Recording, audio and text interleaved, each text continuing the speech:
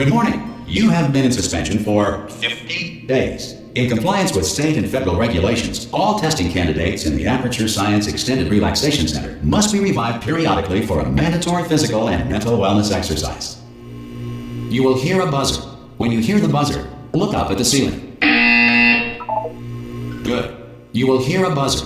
When you hear the buzzer... Hi, my name is Gabe Newell, and welcome to Portal 2.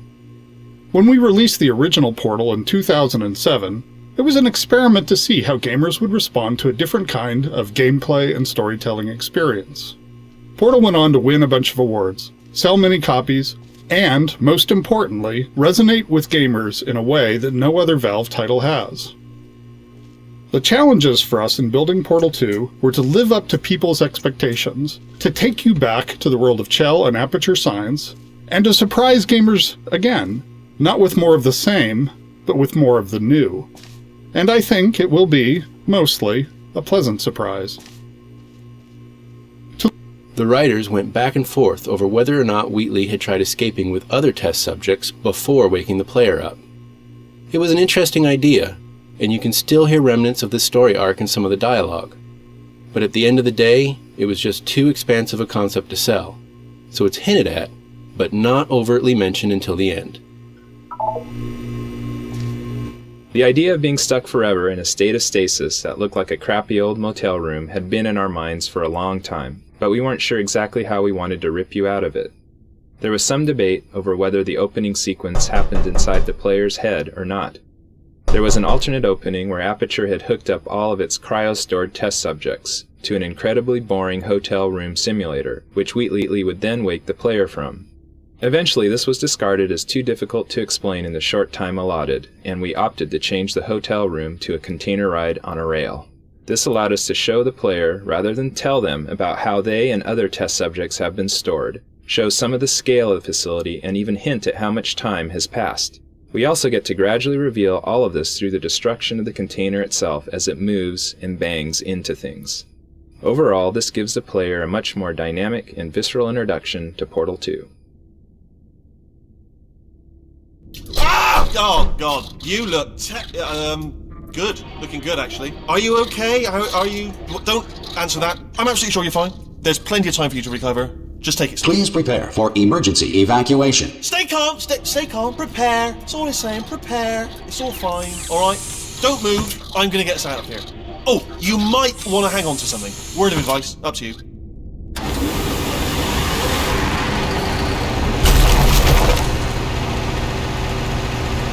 You all right down there? Can you hear me? Hello?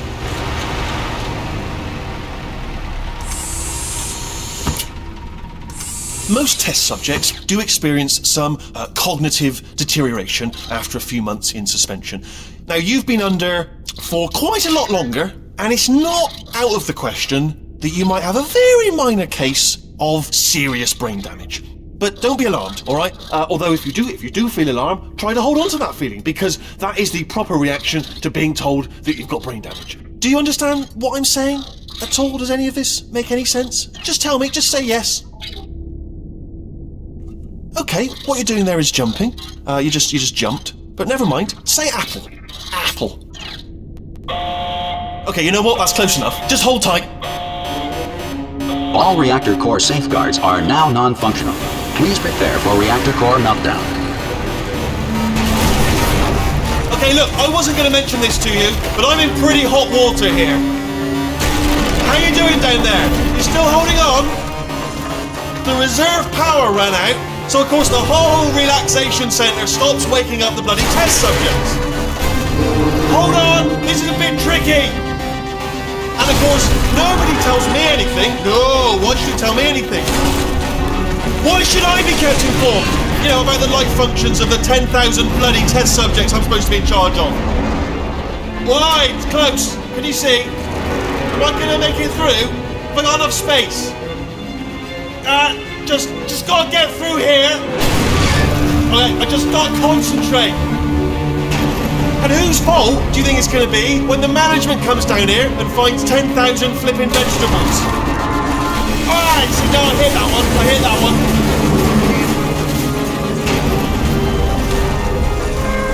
Okay, Okay, listen, we should get our stories straight, alright? If anyone asks, and no one's gonna ask, don't worry, but if anyone asks, tell them as far as you know, the last time you checked, everyone looked pretty much alive. Alright? Not dead. Okay, almost there. On the other side of that wall is one of the old testing tracks. There's a piece of equipment in there that we're gonna need to get out of here. I think this is a docking station. Get ready.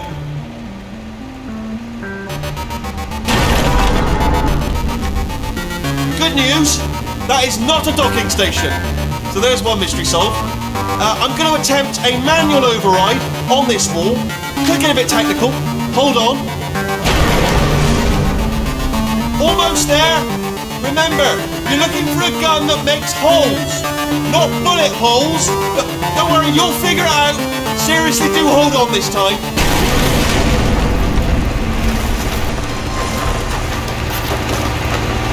The container ride destruction There we go. sequence provided some Now, I'll be unique honest, technical you challenges. are probably The dynamics you immune experience from are actually states computed as two and separate but cons nested and simulations. but, The first is a at core least you're scale a good simulation jumper. designed So as a you stress go back element and jump analysis on the pass. side. Just do your This best, pass and computes on the the overall overhead. gross motion of the container itself and computes the collisions and breakpoints based on path keyframe data and a network of constraints. As the container bumps and crashes along, the constraints start breaking and the room progressively starts to come apart. There are over 300 rigid bodies and 900 constraints in this rig, all individually configured for properties like tensile, friction, and collision response. The core simulation portrayed gross motion that captured the main dynamics of the ride, but not the fine details. The product of the core simulation was then used to deform spline-based surfaces representing the container geometry, which in turn were parents to fine debris anchored as rigid bodies. As the surface deformations increase, anchors are broken and the fine debris rigid bodies are released into the simulation. The fine simulation also includes the interior furniture and the model detailing. The two simulations were then connected using cache data and were driven together by a series of scripts. Due to the computational complexities of having two nested simulations, we had to come up with some solutions to some interesting mathematical problems.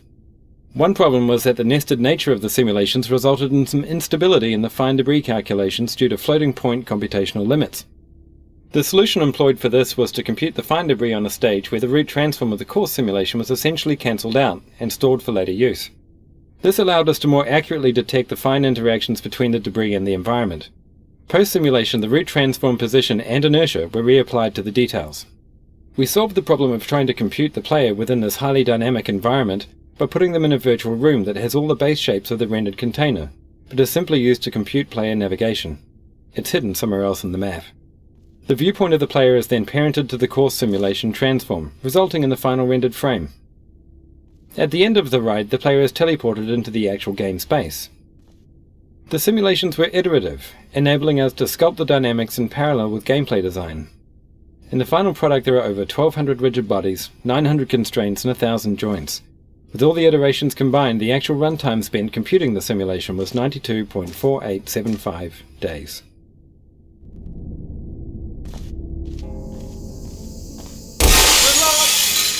Hello, and again, welcome to the Aperture Science Enrichment Center. We are currently experiencing technical difficulties due to circumstances of potentially apocalyptic significance beyond our control. However, thanks to emergency testing protocols, testing can continue. These pre-recorded messages will provide instructional and motivational support so that science can still be done, even in the event of environmental, social, economic, or structural collapse.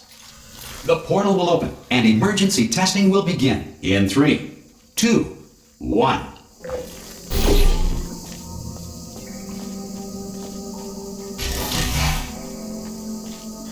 Cube and button-based testing remains an important tool for science, even in a dire emergency. If cube and button-based testing caused this emergency, don't worry. The odds of this happening twice are very slim.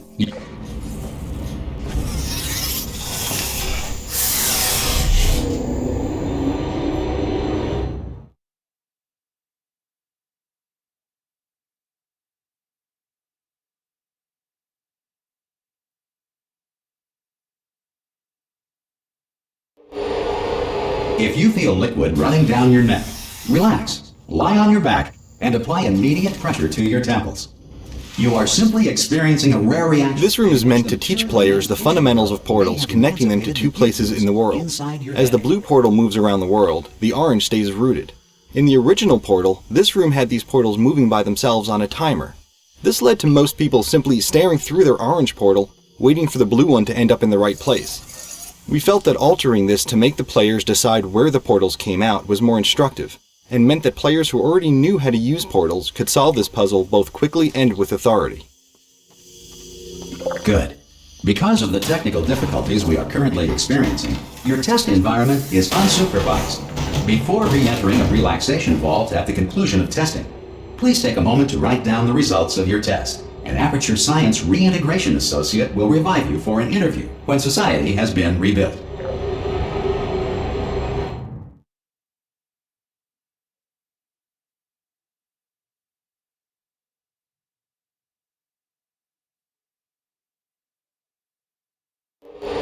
If the Earth is currently governed by a manner of animal king, sentient cloud, or other governing body that either refuses to or is incapable of listening to reason. Hey! You made it! There should be a port... Oh! Hello? Can you see the portal gun? Also, are you alive? That's important. Should have asked that first. We thought of making a whole new character for Portal 2, but we didn't want to lose the relationship between Gladys and Chill that began in Portal 1. Once we decided to stay with Chill, we wanted to improve her look, updating her leg springs and jumpsuit to have a more functional design. At the same time, we didn't want players to not recognize her, so we kept a lot of the iconic elements like the color orange. She has folded down her jumpsuit to show she has essentially rolled up her sleeves and shed some of the Aperture label. She is awake again to test, but stronger and more determined than ever.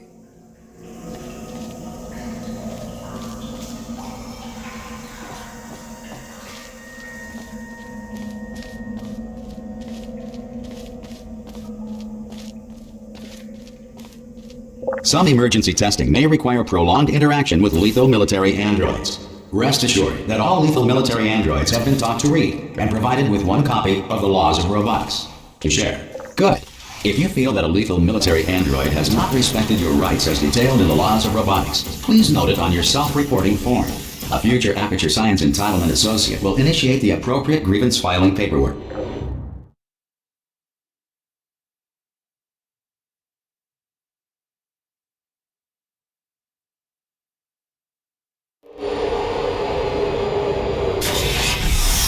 This next test is very dangerous to help you remain tranquil in the face of almost certain death. This map was one of the first of the older Portal maps that we beat up and decayed to bind the two games together. The Smooth Jazz joke is probably the oldest one in the game. The team discovered through playtesting that Smooth Jazz was funny to all ages, genders, and cultures. Starting out in the ruins of the test chambers from the first Portal was our goal pretty much from day one. We wanted to give players a sense of nostalgia for what they had played, but also make it very clear that things had changed. Not only in a fictional sense, but in a graphical one as well.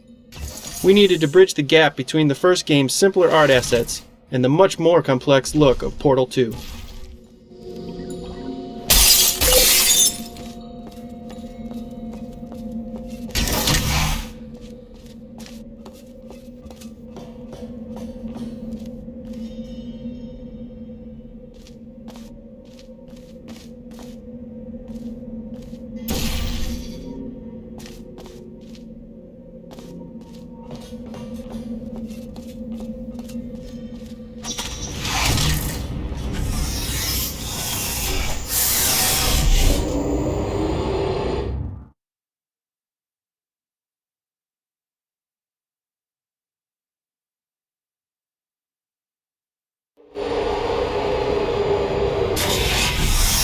If the Enrichment Center is currently being bombarded with fireballs, meteorites, or other objects from space, please avoid unsheltered testing areas wherever a lack of shelter from space debris does not appear to be a deliberate part of the test.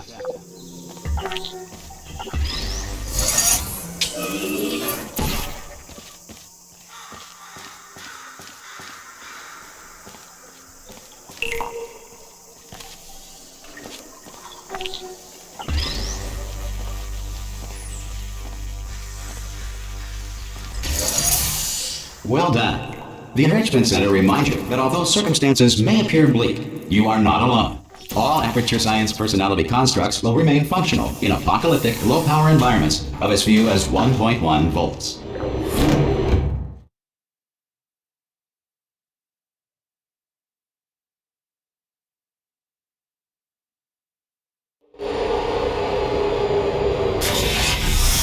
This next test applies the principles of momentum to movement through portals. If the laws of physics no longer apply in the future, God help you.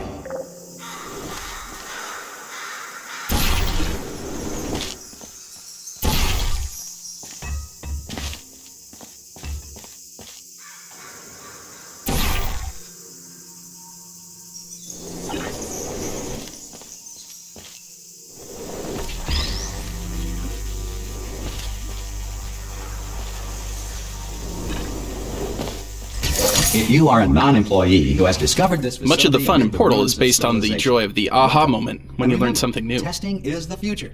The game needs a very specific pacing to ensure these moments. If things are too easy, then you're robbed of that moment since it feels like you didn't accomplish anything. If it's too hard, then players feel stupid instead of smart when they finally realize that one small part of the puzzle that they were missing. Unfortunately, trying to create that delicate balance leads to a lot of shuffling of levels and a lot of revisions and tweaks to existing levels. When we started the project, making any big structural change in a level, or the order of levels, would lead to hours or even days of busy work, trying to reconnect things and make sure they lined up again. If we ever wanted to ship something the size of Portal, with the finely tuned balance we desired, then we needed a way to be able to make the big changes to the layout of the game, without paying the cost of making everything line up again. We needed a way to bend space.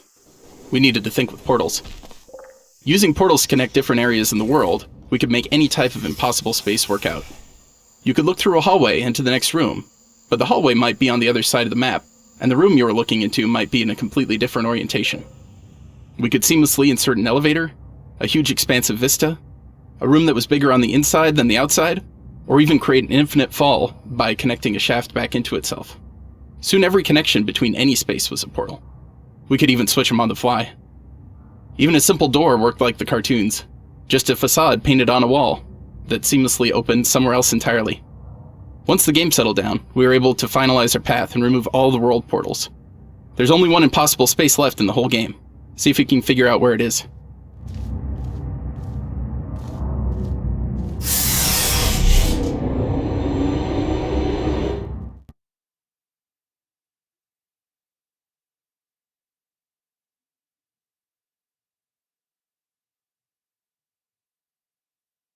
To ensure that sufficient power remains for core testing protocols, all safety devices have been disabled. The Enrichment Center respects your right to have questions or concerns about this policy. This interaction with Wheatley was the first that we hooked up for our initial showing at E3. It demonstrated how Wheatley would be an actor in the world, and how the player would not only be interacting with him directly, but also using him to interact with the Aperture facility. That wall behind me there, and I'll meet you on the other side of the room. Okay, listen, let me lay something on you. It's pretty heavy. The Wheatley model was designed as a mechanical version of the original Portal 1 personality sphere. To disengage myself. Originally, they filled a very similar role to that in Portal 1, so we needed one base model which could hold a lot of different expressions. Get ready to catch me. Experimenting with different rigging ideas, we came up with the onion skin design, where a number of spherical plates could slide around inside each other, all supported on a small motion platform mounted on a gyroscope. This meant that no matter what expression Wheatley was pulling, he always retained his spherical shape. The modelers and the animators collaborated closely on these early tests to make sure the design supported the range of expression needed to satisfy any personality sphere that got designed. Lots of ideas were thrown out, such as a small internal robot arm that Wheatley could pull out of one of his ports and pull himself around with. We were careful to make the mechanics look plausible, but we had to cheat the eyelids, since they ended up being a physical impossibility. There was no way all that geometry could fit into the space around his eye without clipping out the other side, but they were such an essential feature of the model that we resorted to crushing them up inside the eye where the player can't see them. On 3. Ready? 1, 2, 3! That's high. It's too high, isn't it, really, that? Alright, going on 3 just gives you too much time to think about it. Let's go on 1 this time. Okay, ready? 1. Catch me, catch me, catch me, catch me! Ow! Ow! I am not dead! I'm not dead! plug me into that stick on the wall over there, yeah? And I'll show you something. You'll be impressed by this. Yeah, I can't do it if you're watching. Seriously, I'm not joking. Could you just turn around for a second? Alright, you can turn around now. Bam! Secret panel. That I opened while your back was turned. And off we go. Look at this! No rail to touch.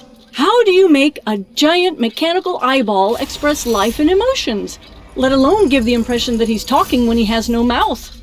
The animator's understanding of human behavior came in handy for bringing Wheatley the personality sphere to life. Talking is so much more than just moving a character's mouth. You have to use body language, head attitudes, and rhythm of movement and eye focus to indicate a character's feelings and motivations. Slow, smooth head moves, a steady gaze, and a relaxed eye aperture indicate that Wheatley is calm. Short, sharp head turns, rapid blinks, and glancing around indicate nervousness or deceit. Add a tightly constricted eye aperture and a little shiver to show fear. Tilting the body away while keeping the eye focused on the player signals an attempt at cleverness that ultimately only fools Wheatley himself. Suspicion is communicated by squinting his eyelids and handles, which function as very expressive eyebrows and cheeks.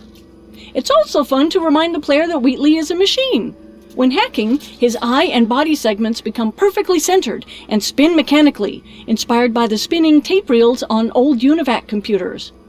And when he wants to look far in front, he flips his eye all the way over to the other side of his head. This animation approach, combined with the writing and vocals, makes Wheatley quite a unique and entertaining character. Part human, part machine, all eye, and no brain.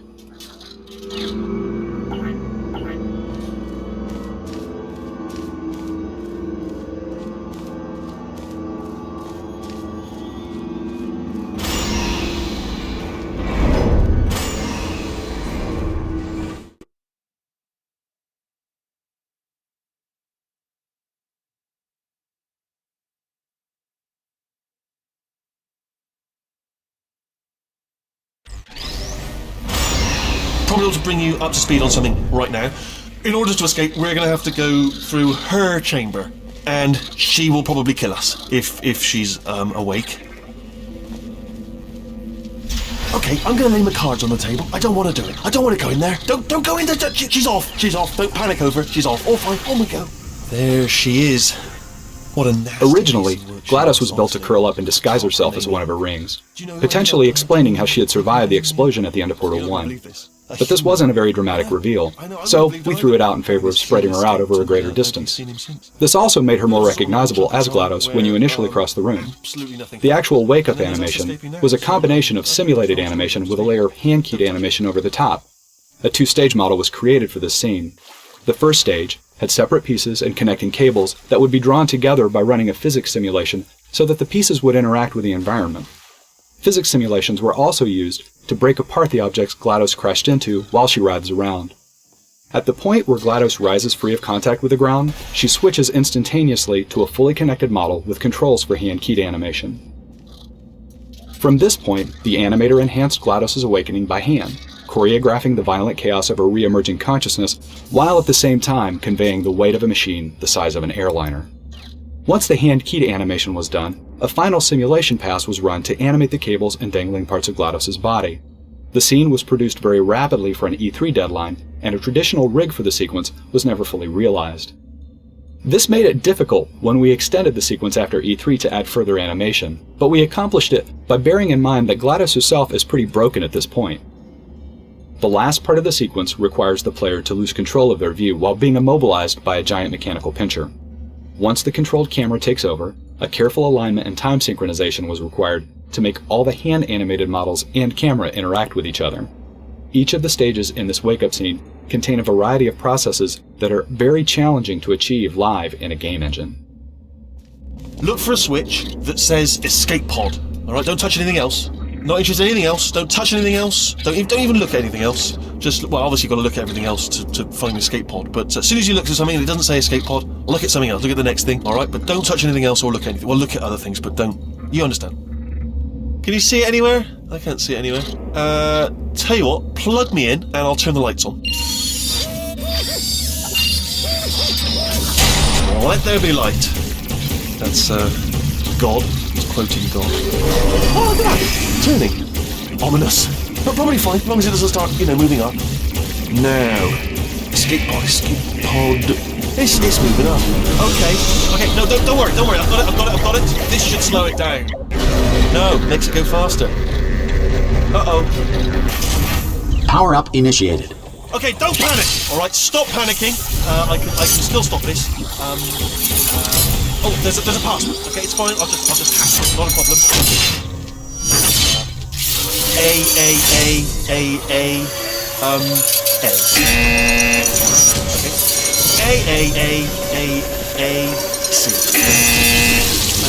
Wait, did I do big Gerald Penn? Start writing these down. Power up complete.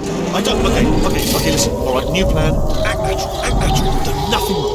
Hello. Oh, it's you. You know her? It's been a long time. How have you been? I've been really busy being dead. You know, after you murdered me. You did what? Oh no! Oh no! Okay, look, we both said a lot of things that you're going to regret. But I think we can put our differences behind us. For science, you monster. I will say, though, that since you went to all the trouble of waking me up, you must really, really love to test. I love it too. There's just one small thing we need to take care of first.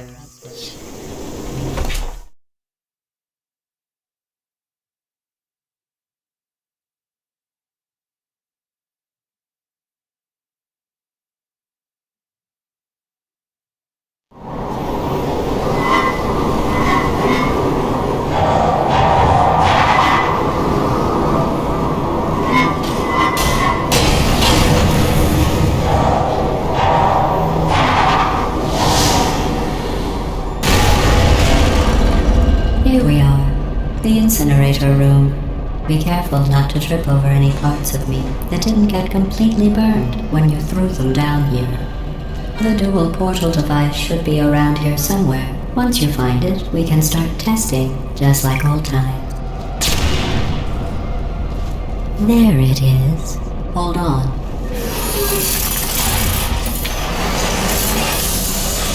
There. Good. You have a dual portal device. There should be a way back to the testing area up ahead. Once testing starts, I'm required by protocol to keep interaction with you to a minimum. Luckily, we haven't started testing yet. This will be our only chance to talk. Do you know the biggest lesson I learned from what you did?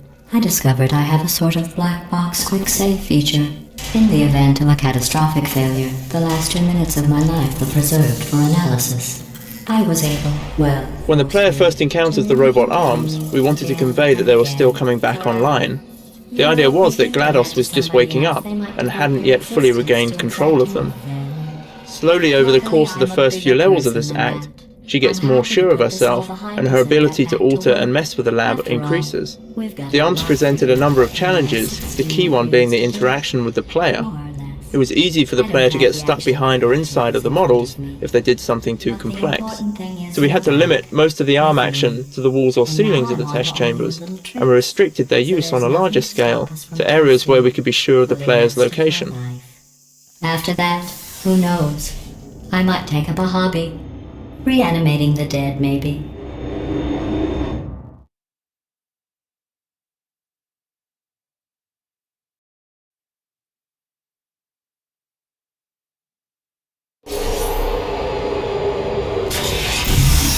Sorry about the mess. I've really let the place go since you killed me. GLaDOS originally was a lot more cutting in these opening rooms, given that she's talking to someone she perceives as her murderer. Playtests revealed, though, that it was a bit grueling getting browbeaten by GLaDOS this early in the game, so her arc was rewritten to give her more of a slow burn towards the player.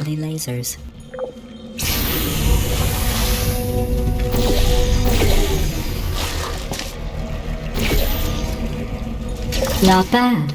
I forgot how good you are at this. You should pace yourself, though. We have a lot of tests to do.